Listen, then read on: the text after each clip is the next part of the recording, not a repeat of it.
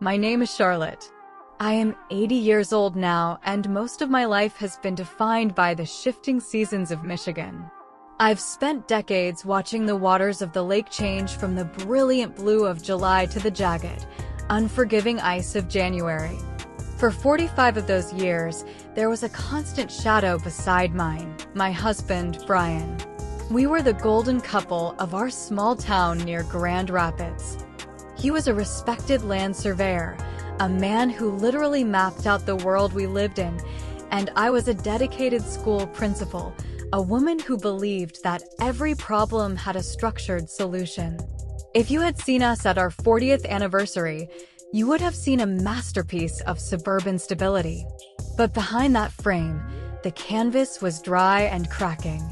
5 years ago, at 75, I did the unthinkable in our social circle. I asked for a divorce. People asked, why now? Why at this age? They didn't understand that 45 years of polite silence can weigh more than a mountain. We didn't leave each other for someone else. We left each other because we had become ghosts haunting the same house. We had professional success, a beautiful home, and a high standing in the community, but we had forgotten the language of the heart. After the divorce, I moved into a small cottage by the lake. For the first time in my life, I was the one holding the map. It was terrifying and liberating. Our daughter, Helen, was devastated at first. She saw our marriage as her anchor, and when we cut the rope, she felt adrift. But then life, as it often does, threw a curveball that no surveyor's transit could have predicted.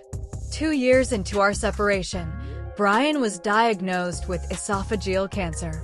Suddenly, the freedom I had fought for felt very small in the face of such a giant. The man I had spent 45 years with, the man I had legally detached myself from, was disappearing. This is where most stories would end, but for us, it was where the real story began. I realized that while our marriage certificate was shredded, our history was indestructible. I chose to step back into his life, not as a wife bound by duty, but as a human being bound by compassion. I want to share this with you today, especially those of you who think that at 80, the chapters are already written. They aren't. Sometimes, the most profound lessons in family values and love come not during the wedding march, but in the quiet, sterile hallways of a cancer ward. We spent 45 years building a life based on expectations, but it took a tragedy for us to finally build a life based on presence. When Helen called me, her voice trembling as she delivered Brian's diagnosis, the world around my Lake Michigan cottage seemed to freeze in place. Esophageal cancer. A disease that strips away the most basic and human act, the ability to share a meal, to taste life itself. That evening, I sat on my porch for a long time, watching the cold waves crash against the stones. We had been divorced for 2 years. By law, I owed him nothing. Our friends in Grand Rapids whispered that it was karmic irony, but I felt only one thing, an immense emptiness. The next morning, I was at his door. Brian had lost weight. His face, always so strong and tanned from years of surveying fields, had turned gray, like a November sky. He looked at me with undisguised shame. We had lived together for 45 years, but it was at this moment, with no marital vows remaining between us, that we truly saw each other for the first time. Not as husband and wife playing social roles, but as two fragile human beings facing eternity. Our grandsons, Olaf and Ken, were terrified. Olaf is only 12, Ken is 10. To them, their grandfather had always been a rock, the man who built houses and measured the earth. Seeing him weak was a cataclysmic shift in their world. I realized my role now wasn't just to feel compassion, but to become the bridge connecting their childhood to this harsh adult reality. We began spending our days in his old house, and the silence that once frightened us and led to our divorce suddenly became filled with meaning. Caring for someone who was once your other half and then became almost a stranger is a profound spiritual exercise. In Michigan, Winters are long and harsh, and this period became our long winter. I prepared pureed soups that he could barely swallow, and we talked for hours. We talked about those 45 years we spent chasing the American dream, forgetting about life itself. We talked about how I, as a school principal, tried to manage him at home, and how he, as a surveyor, tried to draw sharp boundaries where there should have been open horizons. Family values are not about the staged Christmas photos. They are about the ability to sit in a silent hospital room and hold the hand of someone you harbored resentment toward for decades. I taught my grandsons, Olaf and Ken, that courage isn't the absence of fear, but being present when things are terrifying. Helen watched as I, the woman who initiated the divorce, now tenderly adjusted Brian's pillow. She asked me, "Mom, why are you doing this?" And I replied, "Because love doesn't end with a divorce decree. The contract ends, but compassion is eternal." My advice to everyone at my age: do not spend your final decades hoarding the poison of resentment. Forgiveness isn't a gift to the one who hurt you. It is a gift to yourself, so you can leave or remain with a light heart. Brian and I spent 45 years building walls, and only in the face of his illness did we begin to build windows through which we finally saw each other's light. Asterisk, there's a time of year in Michigan when the sky turns leaden and the lake breeze chills you to the bone. That was the November that marked Brian's terminal illness. Helen and I began calling the hospital in Grand Rapids our second home, though there was not a shred of warmth in that sterile place. Watching a strong man who could once walk dozens of miles with surveying equipment on his shoulders turn into a shadow is a test 45 years of marriage doesn't prepare you for. I remember one particular night, sitting in a chair by his bed.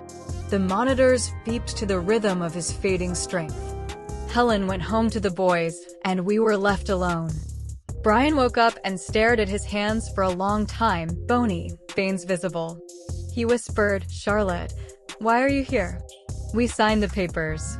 You're free." And in that moment, I understood the most important thing in my life.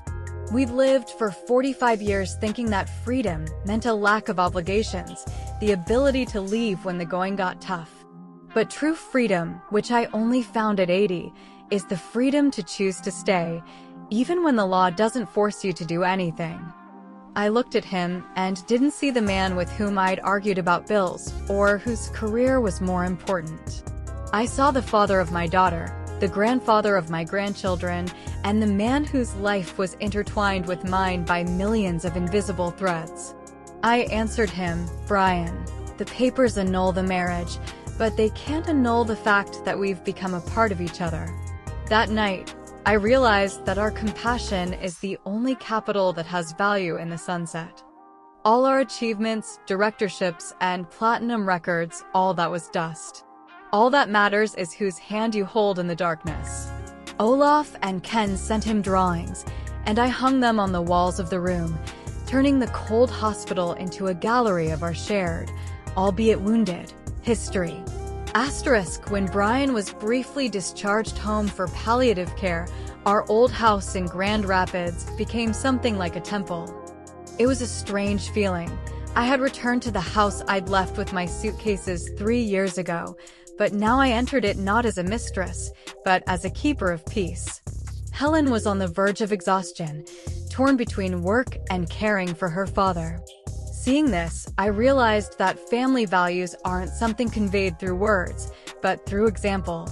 Olaf and Ken spent a lot of time at Brian's bedside.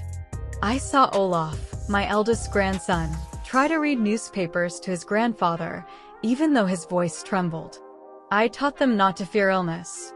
We often think children should be shielded from suffering, but those days in Michigan I realized, if we don't teach them compassion now, they will grow up with empty hearts.